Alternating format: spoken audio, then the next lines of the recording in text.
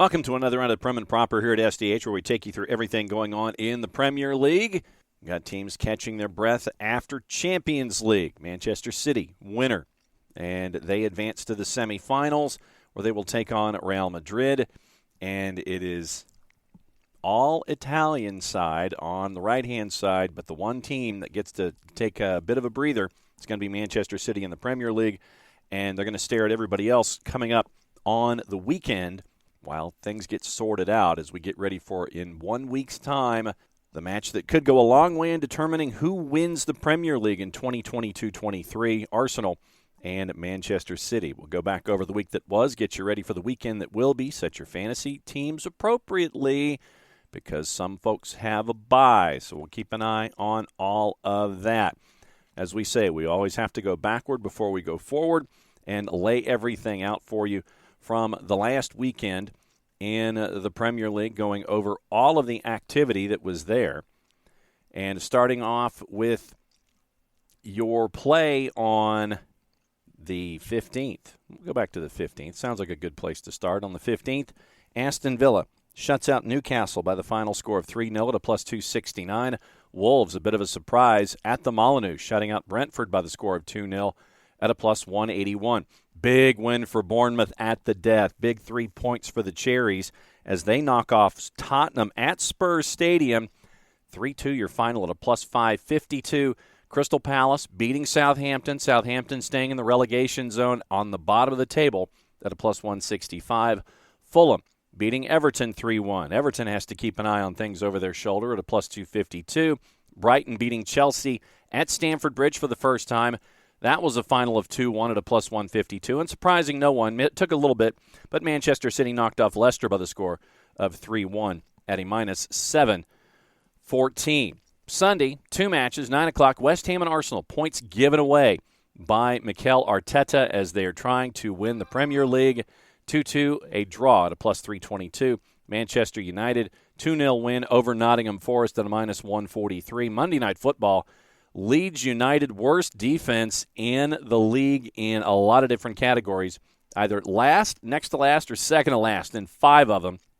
They have been outscored 11-2 in their last 2 matches. Liverpool putting 6 on Leeds on Monday Night Football at a minus 141. So that puts your standings right now, as things are heading into Matchweek 32 or 30 or 31, depending on who we're talking about. Arsenal, 31 matches played, 4 points clear. Manchester City.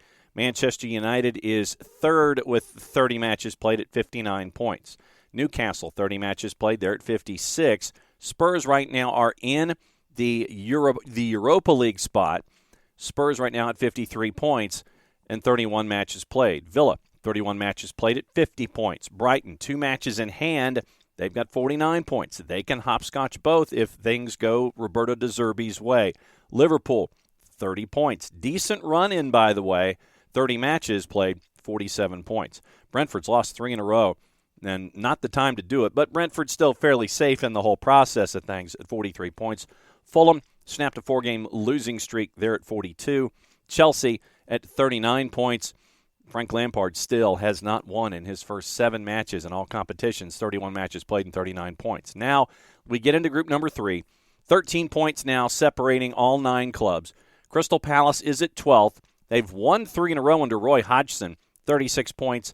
They're looking safe. 13th is Wolves. They've won 2 in a row under Julian Lopetegui. They're at 34 points, 31 matches played. Bournemouth giving themselves a little elbow room. Gary O'Neill's won 4 of 6, by the way, and they've won 3 of 4, 33 points for the Cherries. They're in 14th. West Ham, they've hit each column in their last 3. They're at 31 points. Leeds at 29. They've lost 3 of 4. Everton has lost 2 in a row. They only have 2 points in their last 4 games. They're at 27 points. Goal difference of minus 22, but that keeps them above Nottingham Forest, who is at goal difference of minus 32. They've lost 4 of 5, only 1 point in their last 5 matches. They're in the relegation zone. Leicester's at 25 points. They've lost 4 in a row. Southampton has lost 3 in a row, 4 of 5, and they're at 23 points. So let's get to our sound for the week and get you ready for everything going on the weekend. David Moyes was asked about that last result against Arsenal and the benefits of it as they are in the Europa Conference League semifinals. Recently we've not played as well as we'd like, but I thought the Arsenal game we played really, really well, and the players put in a really good game, good opportunity. They played so well in so many aspects of the game, so let's hope that we can continue. Is Ghent bigger than Bournemouth on Sunday? Well, I'm certainly not comparing them, but I've always come up with a sort of analogy that you have to win the next game. Your job as a manager is to attempt to win your next game. That's always the big thing, and we'll attempt to win the next game. You played 10 Premier League Sunday games after conference games on the Thursday. You've won 3 out of 10. Is that a coincidence, or what would you put that down to? Well, you know what we're putting it down to. As we said, it's Thursday, Sunday, and if you look at the teams who are involved in this type of football, it becomes very difficult. But it's not quite easy to explain, you know, if you don't quite understand what goes into the preparation and the team organisation and the things behind the scenes that go on. But would we give it up? No, we wouldn't. And we're trying to improve that number, what you've said. But we're quite happy to have said that I think we've won 10 games in Europe and drawn 1. So we're very proud of that record as well.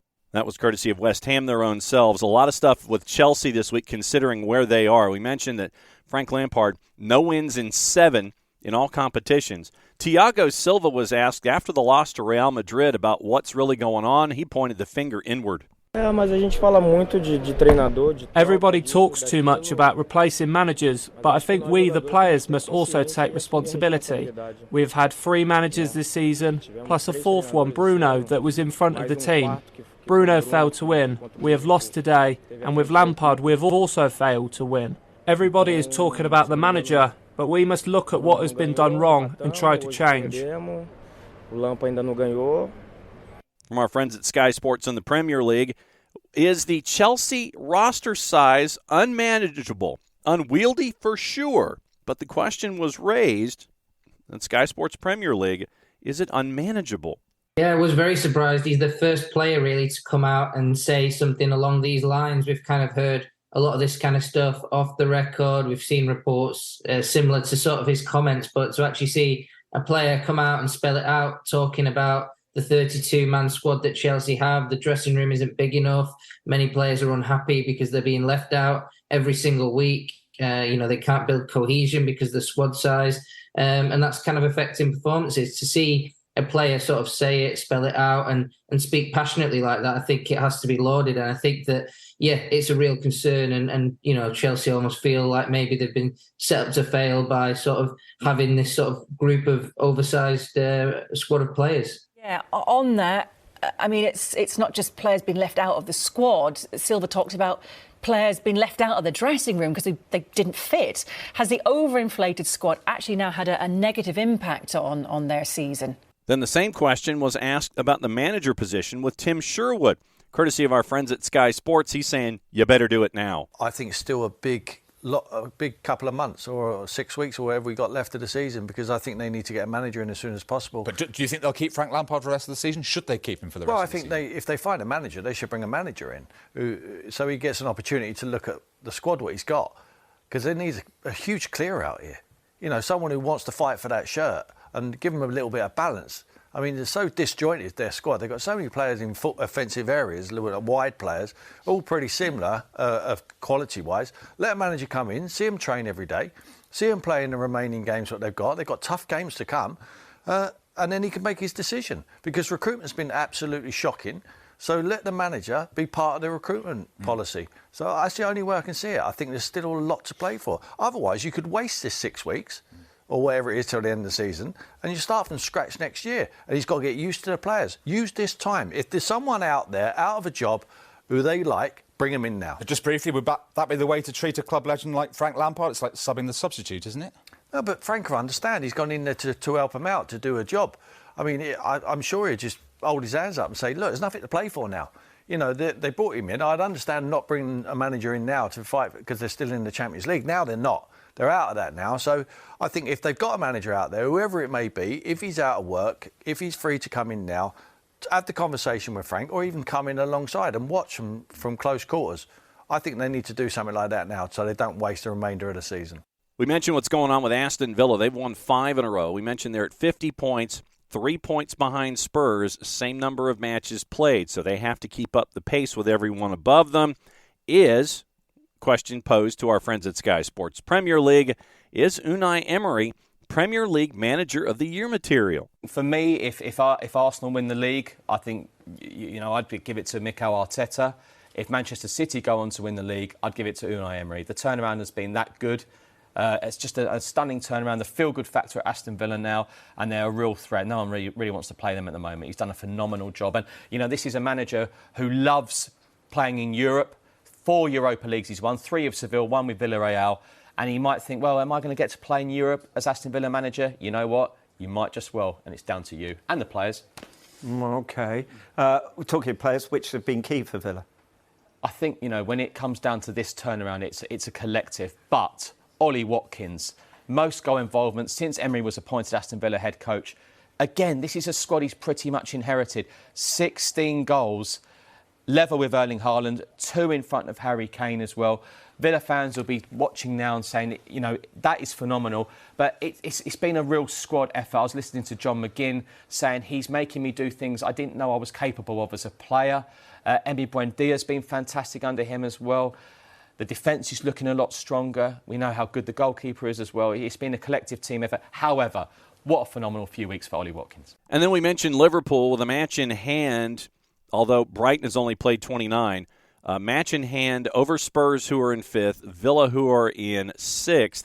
Liverpool has some work to do, but the run-in, as we mentioned, might give them that chance, once again, courtesy of our friends at Sky Sports Premier League. Liverpool have got to play Tottenham. Spurs have got to go to Newcastle on Sunday. Manchester United, that was a great win for them.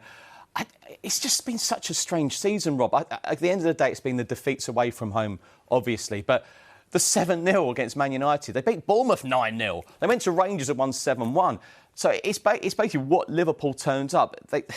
That looks like a very winnable game Saturday. It's not going well for Nottingham Forest at the moment. What a massive game that will be, West Ham away on the 26th of April. And by the April the 30th, well, do they go above Liverpool, Tottenham Hotspur for that? I mean, they're 3 points behind Villa, who are 6th with a game in hand, 9 behind Newcastle. That's going to be some turnaround. I'll tell you what, though, Rob, what intrigues me, Jamie Carragher thinks they'll just miss out. How does Jurgen Klopp potentially approach the Europa League if they do get into Europe, or the Europa Conference League? We know Jurgen Klopp in the past, he's done very well in Europe, but he's also, when certain FA Cup games, FA Cup replays, I'm going to play the academy, I'm going to play the kids. How do Liverpool, we know what a big summer this is going to be, if they do play Thursday night European football, if they don't make the Champions League, how will he approach that? Liverpool without European football is completely unthinkable. But at the moment, I can't imagine Liverpool in the Europa Conference League, but that could happen. So that sets up what is going to be going on here this weekend. Not everyone's playing, as we say, so check your fantasy teams if you are so inclined to go through these matchups and lay out everything. We actually do have on Friday Night Football, Arsenal and Southampton. Arsenal's a big favorite, 3 o'clock at a minus 526. Saturday, you have 5 matches. 4 of them are at 10 o'clock Eastern Time. Early match, Fulham and Leeds. This one's big for Leeds United. Can Javi Gracia stop the bleeding? Fulham at a plus 134. Your draws a plus 245. Leeds at a plus 212. 10 o'clock, your other 4 matches. Brentford, Aston Villa. Brentford favored at the G-Tech at a plus 152. Villa is a plus 186. Your draws a plus 241. Crystal Palace at Selhurst Park with Everton. Crystal Palace a plus 108. Your draws a plus 227. And Everton almost a plus 300. Leicester and Wolves, another one at the bottom of the table. Leicester a plus 149. Your draws a plus 229. And Wolves are a plus 200. And Liverpool hosting Nottingham Forest. Can they dig themselves out and get into European football? Liverpool, minus 526. Your draw is north of plus 660. Nottingham Forest to win is a plus 1468. Now, Sunday, Bournemouth hosting West Ham. Bournemouth a slight underdog at a plus 184. Your draw is a plus 227. West Ham's a plus 162. Newcastle and Spurs. These are both 9 o'clock on Sunday. Newcastle a minus 118. Your draws a plus 286. Spurs are a plus 326. That gets us into Tuesday and Wednesday and Thursday. We got big week, middle week stuff going on the 25th, 6th, and 7th. 25th, 2:30. Wolves and Crystal Palace at a plus 127 for Wolves. Crystal Palace at a plus 240. Villa, minus 127, hosting Fulham at a plus 333. Your draw's a plus 294. Leeds and Leicester. Leeds favored right now at a plus 114. They need those 3 points badly. Leicester a plus 231. They do as well. And the draw option is a plus 264. Early numbers on your Wednesday and Thursday matches, the 26th and 7th. We'll go over these again on your next round of Prem and Proper next week. It is Forest, a big underdog as Brighton comes to town. Chelsea, a favorite as Brentford comes to town. West Ham, an underdog as Liverpool comes to town on the quick turn. Manchester City, favored at a minus 179 next Wednesday, going up against Arsenal at a plus 470. Your draw is a plus 342. Next Thursday, Everton, an underdog as Newcastle comes to town at a minus 122. Southampton favored as Bournemouth comes to St. Mary's at a plus 129. Bournemouth a plus 219. Your draw is a plus 242. And Spurs and Manchester United next Thursday, the 27th. It is pretty much a blanket thrown over all of it. Manchester United a slight favorite in the composite, courtesy of our friends at Odds Portal at a plus 156. Spurs at a plus 164. We'll look at those numbers again next time on Prem and Proper as we get closer and closer to that big matchup on your Wednesday. That is your run of everything that is going on in the Premier League. That's another round of Prem and Proper. Everybody, you're getting close. You're getting to figure out who is going to be promoted, who's going to be relegated. We'll be keeping an eye on all of that stuff as we go forward here. This weekend, you also have your 2 FA Cup semis, Manchester City, Sheffield United, Brighton, Manchester United. That is on the 22nd and the 23rd. So you're going to find out what your FA Cup final is, as well as some folks are chasing a treble. For everybody here at SDH, I'm just John. Play it safe and enjoy what's going on in the Premier League. It's another round of Prem and Proper here on the SDH Network.